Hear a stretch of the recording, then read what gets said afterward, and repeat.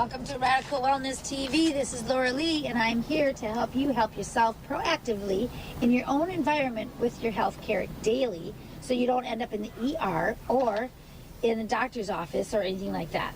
So this is the second part 2 of Sad Truth of the American Diet. What we are eating may be killing us. Excerpted from permission from the Young Life Research Clinic's Natural Medicine Alert. At the turn of the 20th century, the U.S. ranked #1 in the health among the major industrial nations. What happened? We can trace it all back to a major change in diet. The facts are irrefutable. According to dietitian Elizabeth Sommer, Americans consume more table sugar in a year than our ancestors did in a lifetime. With average sugar intake approaching 20 teaspoons a day, Americans are ingesting 146,000 calories in sugar a year, enough to pack on 42 pounds of body fat. The number of people with cancer has increased from 1 in 33 in 1900 to 1 in 2.5 people today.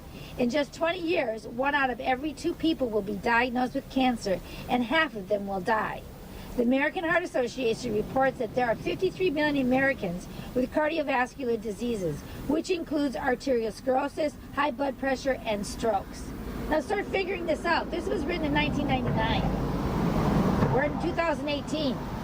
They're talking about this happening now. Is it happening now? You bet it is. Look at what the standard American diet did in the Native Americans. The Ute Indians of Utah have a life expectancy rate of 47 years.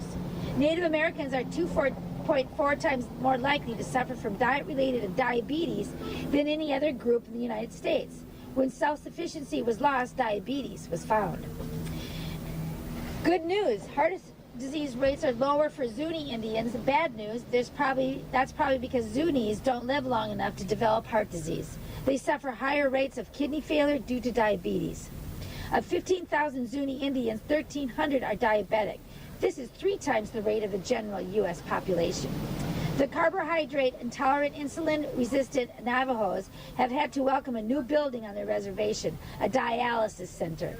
The next generation will face similar problems. Kids' snacks are sugary, snow cones, and white flour fry bread.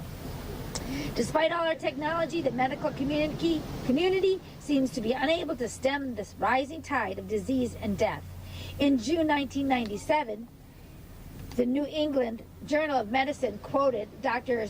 John Bailliar and Heather Gornick, who said the effect of new treatments for cancer on mortality has been largely disappointing.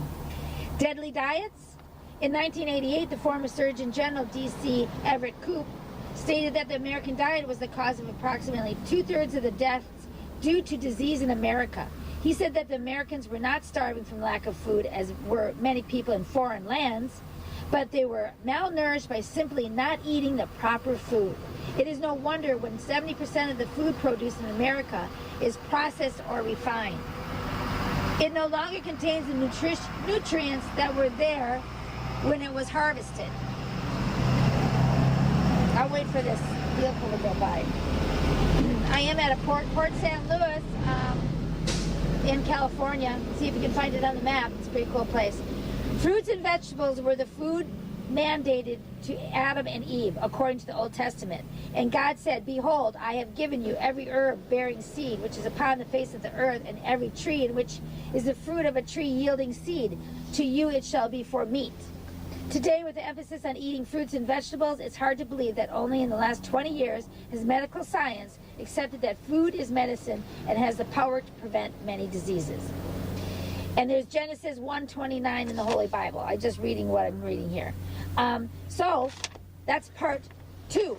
We're going to go to part 3 in the next video. Please like, share, and comment, and I hope that helps. Bye-bye for now. Love life, and life will love you back.